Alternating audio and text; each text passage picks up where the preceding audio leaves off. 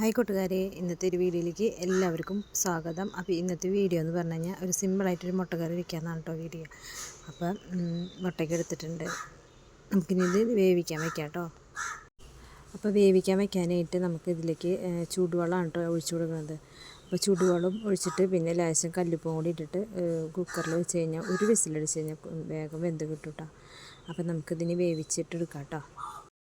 ഇത് ചപ്പാത്തിക്കും നൂൽപുട്ടിന് പിന്നെന്താ ചോറിന് പറ്റിയ കറിയാണ് കേട്ടോ. എല്ലാവർക്കും ഇഷ്ടപ്പെടുന്ന ഒരു കറിയാണ്.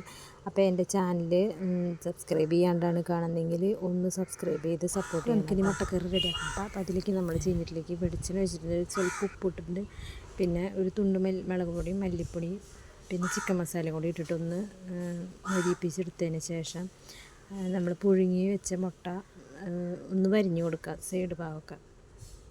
എന്നിട്ടത് നന്നായിട്ടൊന്ന് ജസ്റ്റ് ഒന്ന് ചൂടാക്കിയിട്ടെടുക്കുക. ഒരുപാട് നേരം ഇട്ടാക്കണ്ട, കുറച്ച് നേരം. അപ്പോൾ ഇതിലിപ്പോൾ ഞാൻ നേരത്തെ പുഴുങ്ങാൻ വെച്ചപ്പോൾ 4 മുട്ട ഉണ്ടായിരുന്നുള്ളൂ വീഡിയോയിൽ. ഇപ്പം 2 കൂടിയുണ്ട് കേട്ടോ. അപ്പോൾ ഞാനത് 2 ഇട്ടത് ഞങ്ങൾക്ക് കാണിക്കാൻ വിട്ടുപോയിട്ടാണ്.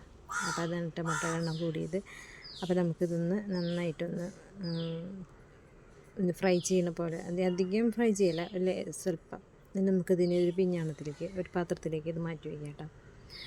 അപ്പോൾ ഇനി ഇത് എല്ലാം മാറ്റി വെച്ചതിന് ശേഷം നമുക്കിതിലേക്ക് കുറച്ചും കൂടി വെളിച്ചെണ്ണ ഒഴിച്ചിട്ട് പിന്നെ വേണ്ടത് സബോളയാണ് കേട്ടോ വേണ്ടത്. സബോളയും കൊണ്ട് ഇടണം. ഇപ്പോൾ വെളിച്ചെണ്ണയ്ക്ക് ഒഴിച്ചിട്ടുണ്ട്. പിന്നെ ചട്ടി നന്നായി ചൂടായി കിടക്കുന്നതിനും കുഴപ്പമില്ല. അപ്പോൾ നമുക്കിനി ഇതിലേക്ക് കുറച്ച് സബോള ഇട്ടിട്ടുണ്ട്, അധികം എടുത്തിട്ടില്ല കേട്ടോ സബോള.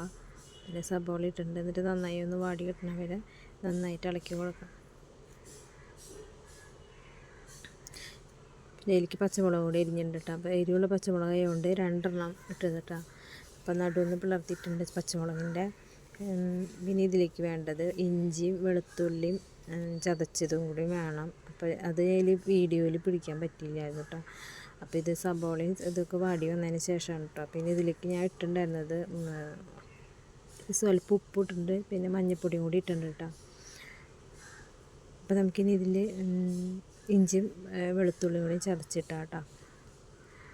അങ്ങനെ അതൊക്കെ വാടിയിട്ടതിന് ശേഷം നമുക്ക് ഇതിലേക്ക് ഒരു അല്പം മല്ലിപ്പൊടിയും കുറച്ച് മുളക് പൊടിയും പാകത്തിനായിട്ട് ചേർത്ത് കൊടുക്കാം.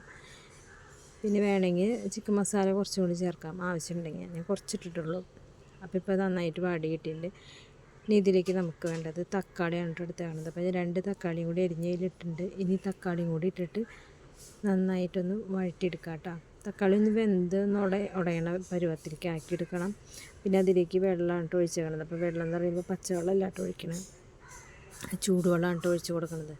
അപ്പോൾ എപ്പോഴും കറിയിൽ ഇങ്ങനെ വെള്ളം കൂട്ടുണ്ടെങ്കിൽ ചൂടുവെള്ളം ഒഴിക്കാൻ കേട്ടോ നല്ലത്. അപ്പോൾ അത് ചൂടുവെള്ളം കൂടി ഒഴിച്ച് പിന്നെ നമുക്ക് ആവശ്യത്തിന് ഗ്രേവി ചാറ് വേണമെങ്കിൽ ആവശ്യത്തിന് വെള്ളം കൂട്ടിയും കുറച്ചിരിക്കാം. ചിലർക്ക് അത് കുറുക്കി ഉണ്ടാവും, ചിലർക്ക് ചാറായിട്ടോ. അപ്പോൾ അത് നന്നായിട്ടൊന്ന് തിളച്ച് കുറുകി വന്നിട്ട് അപ്പോൾ നമുക്കിനി ഇതിലേക്ക് മുട്ടയൊക്കെ പറക്കിയിടാം കേട്ടോ. മുട്ട പുഴുങ്ങി വെച്ചിട്ടുണ്ടെങ്കിൽ നമ്മൾ അതൊക്കെ പറക്കിയിട്ട് അങ്ങനെ ഒന്നുകൂടി തിളയ്ക്കണം കേട്ടോ. അതൊക്കെ ഇട്ടിട്ട് നമുക്ക് നന്നായിട്ട് തിളപ്പിച്ചെടുക്കാം.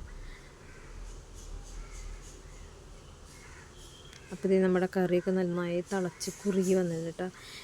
മുകളിലൊക്കെ എണ്ണ തെളിഞ്ഞ് വന്നിട്ടുണ്ട്. പിന്നെ ഇതിൽ വേപ്പില ഇട്ടിട്ടില്ല, ഇവിടെ വേപ്പില കിട്ടാനില്ല കേട്ടോ. അത് കാരണമാണ് വേപ്പില ഇടാഞ്ഞത്. അപ്പോൾ ഇതാണ് ഇന്നത്തെ വീഡിയോ. നമ്മുടെ ചപ്പാത്തിക്കും നൂൽപുട്ടിനൊക്കെ നല്ല അടിപൊളി കറിയാണ് കേട്ടോ.